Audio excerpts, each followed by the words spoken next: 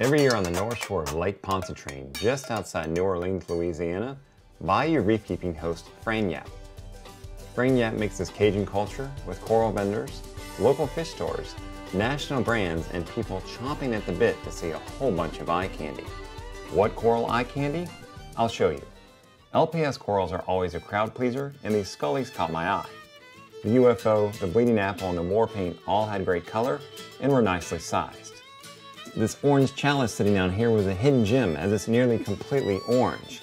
I've seen some orange chalices, but they're not as orange as this one. Definitely a nice piece.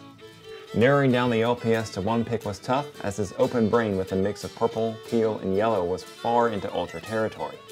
So was this jumbo-sized Scenaria. In the end, this jumbo green and gold meat coral tied with this oddball meat coral. Both top picks in my mind. I like oddball corals, and local shows like Fragniappe are the best place to find them. There were plenty of coral bargains at Fragniappe, with good-sized and well-colored frags in the under $50 price range.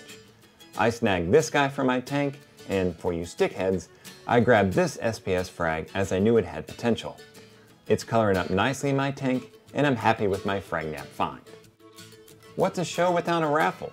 There are plenty of items to try your luck for at Fragniappe, and a crowd had gathered for their number to be called because they knew someone is going to win.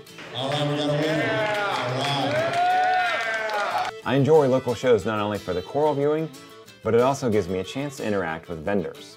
I use a Neptune Systems Apex controller to control and monitor all my tanks, and last year at MACNA they unveiled their flow monitoring kit. I'm here with Paul from Neptune Systems.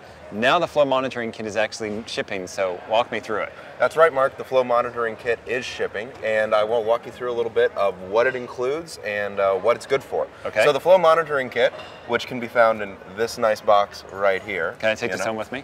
Not today. Maybe soon.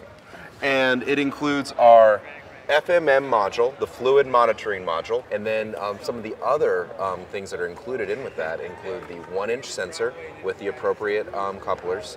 And there's a lot of applications for the 1-inch sensor. One of the most obvious is to put it on your return line so you know the gallons per hour going through your system. Some other applications is you can put it on your emergency drain, you know, in your overflow, so you can know when your normal drain isn't keeping up, or if something's going wrong, or there's clogging in your overflow. So if there's any flow at all through that drain, you know something's wrong, and it's going to tell you. Exactly, immediately. And you can even take corrective action in that situation. You could turn off your return pump anytime the emergency flow is in there, so you're automatically taking corrective action where you're not going to have problems. And then we have 2 half-inch sensors, and the half-inch sensors can be used for media reactors and things like that. Now there are some other accessories that are available with the fluid monitoring module. Okay.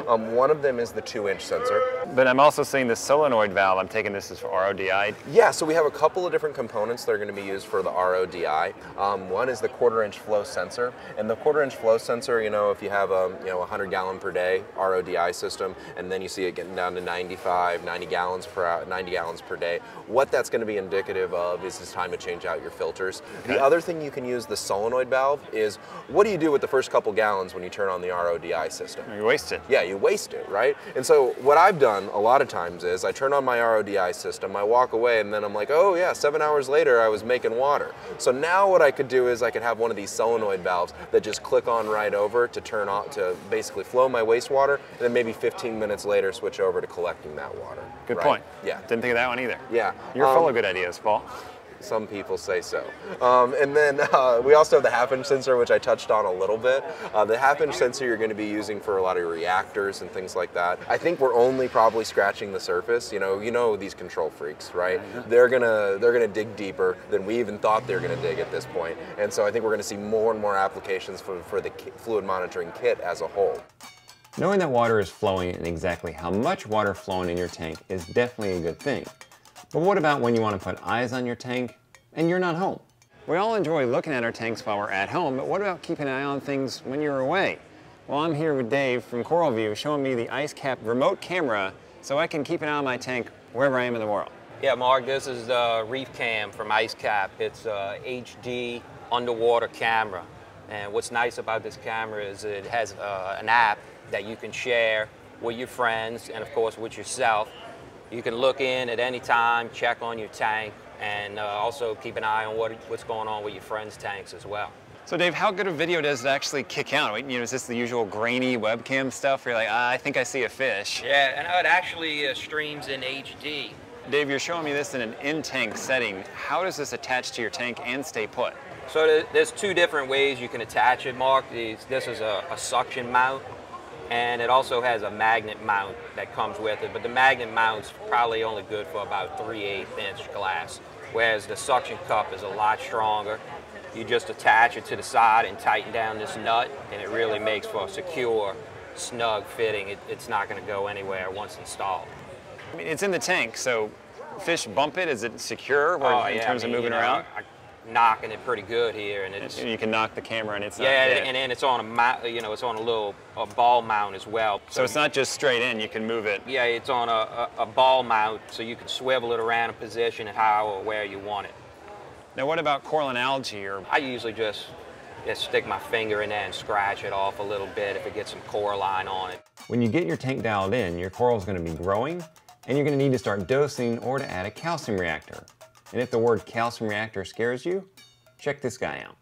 I'm a big fan of calcium reactors for saltwater tanks, and they have a tendency to get very complicated and require lots of supplemental gear to keep them going. However, I'm here with Roger from Tons of USA looking at a very simplified calcium reactor that has some really smart things done with it. Roger, walk me through this thing. We solved the two fundamental problems of calcium reactors. One is that they're usually a real pain in the butt to get filled and primed. Our design doesn't need a separate dosing pump. You drop the intake in your sump or even main tank. It draws the water in as long as you have at least enough water to cover the impeller of the pump. Once you plug it in, it'll fill itself the rest of the way. It'll create a vacuum and actually start drawing in the water. So this self-primes? Yes. The other problem with calcium reactors tends to be that you're always messing with the drip rate. The usual cause of that issue is your drip rate is on your output, so then you have a restriction that tends to clog with the heavily calcium and carbonate saturated water. By setting it on the input, where we're just dealing with salt water, we lower the drip rate out of here, but we don't have a restriction that'll clog. So we just tighten this up.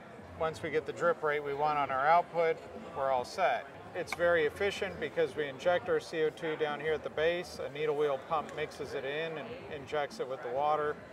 Then it's recirculated off the top. So if you get an air bubble, it just gets pulled right back down. It just comes right back down.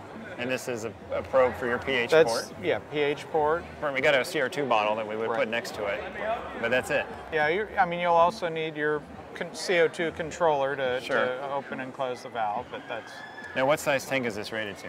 This would be up to about a 250-gallon tank. This little dude can do 250 gallons. There is a larger model available. We do have one for bigger tanks. I'm a fan of the KISS method where keep it simple. This is definitely keeping it simple, Roger. Good work.